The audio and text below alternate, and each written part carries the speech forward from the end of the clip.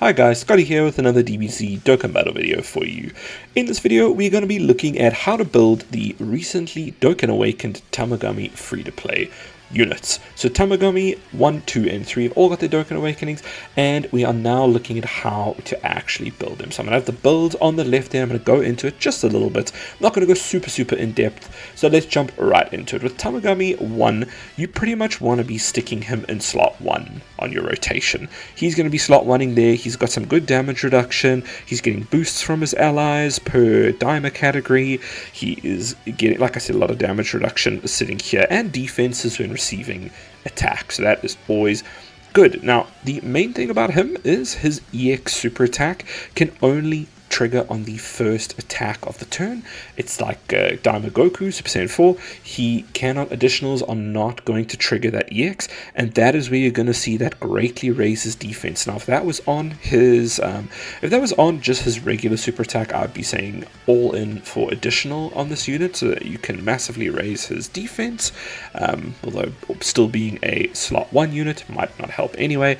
But you're only going to see his EX super attack once, and that is just going to be purely 50-50 chance on the first attack in the turn. So I don't often do this ever.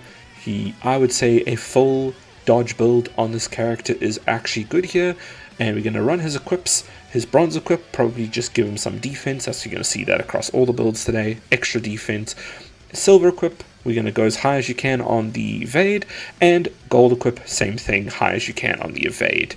If you're wondering where to get more equips, I will have a section at the end explaining just a little bit more. They don't have any exclusive equips, but there are some places you can go to try and get some better equips. Okay, next, moving on to Tamagami number 2. Tamagami number 2, I'm confident recommending just full additional for this unit. See that he gains a lot, so he gets his attack and defense 123% when attacking, so you want him to attack quite a bit. And if we look at his super attack as well, he raises attack and defense for 1 turn, sure, but his EX super attack here, he raises attack and defense for 1 turn, and he raises attack and defense by 30% in battle. Now his EX super attack is condition: when a super attack is launched as an additional attack, 30% chance for the super attack to become an EX super attack. Now that is egregiously low, 30%. It's gonna suck seeing this guy not ever EX, unfortunately. You're gonna have turns where he just doesn't. I don't know why they thought 30% was okay, but we live in, not we live in, we learn, but we just have to live with it, basically. Nothing we can do. So we're going to give him as many chances as possible. So a whole extra additional, that's another 30% that you might hit. And he does already have some extra launches additional attack as high chance becoming a super attack. Launches additional super attack here for 4 turns from the character's entry turn. Starting from 5th turn, he has a chance. And then it's attacking as a second attack in a turn. He also has an additional super attack. So we want to give him as many chances so we can maybe get 4 or 5 30% shots at getting that EX and greatly raising defense. So that's why I would say defense additional is going to be the best. Defensive equip on bronze, and then just additional silver, additional gold. Give him as much additional as possible for Tamagami number 2. Now, same thing with Tamagami number 3, really. You're not going to see Tamagami 3 as much. He is more designed as the 3rd slot. Pretty much you can see here in their passive what they are going to be doing when attacking as a 3rd attacker in a turn. But again, looking at that all-important super attack and EX here, we can see that on his normal super attack, his 12 key, he's going to be greatly raising defense for 1 turn. So a whole extra additional will get him another greatly raising defense, which is super useful. And then his EX super attack here is when the first turn in the first attack in the turn is a super attack that performs a crit hit, 70% chance for the super attack to become an EX super attack. Now the effect is greatly raises attack and greatly raises defense for 1 turn. If this was more of a stacking thing, I might be tempted to say go crit. He does already have some crit in his passive already. Medium chance of performing a crit hit. We got chance of performing a critical hit 10% per Dimer category, so 20% if you're running a Dimer team. 4 turns we get another 20%, so he's got very high crit chance already. I don't know if it would be worth building crit if you are 100% wanting to guarantee that EX, I suppose, then sure. But it's not a massive defense raise, and it's only for one turn. It is greatly raises, which is same as this normal.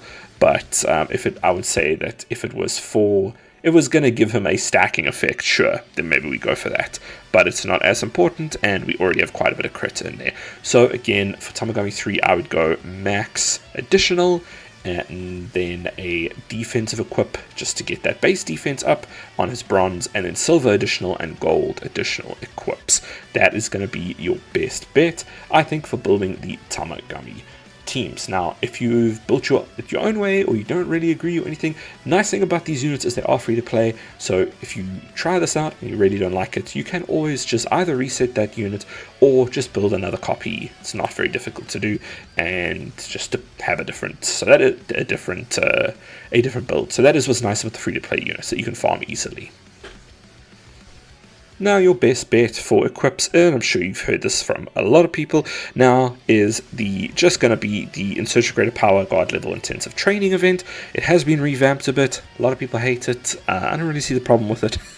It does have a bit of a low chance to drop the best things, but what can you do? They've got to have some grind somewhere, I suppose. Grinding in here, getting a lot of this done can get you some nice skill orbs. It also gives you tickets that you can go and take across into the barber shop and exchange for some guaranteed here. Now, these are not the most amazing equips, the ones you can exchange here. Getting them randomly through the event are not always going to be better, but you can get better ones. You can go up to level 8, whereas these are not going to break past level 4, level 2, 3 here. We've got some level 8, we've got some bronze equips here as well, so like these you could grab, just need to, okay, so that is a dimer, so that would actually be perfect as a bronze equip. Just remember there's only 2 left here, so do check that you want to spend them on those free-to-play units. We do have character exclusive orbs though for the Daima, Goku and Vegeta main headlining units anyway, so you wouldn't worry too much about that. But you could go in here and you could grab these as well. That'd be good for the free-to-play units for the Tamagamis. But yeah, that is it. Please let me know what you think in the comments, if you agree, disagree, how you built them, and thank you so much for watching. I hope this helped. I'll check you guys in the next one.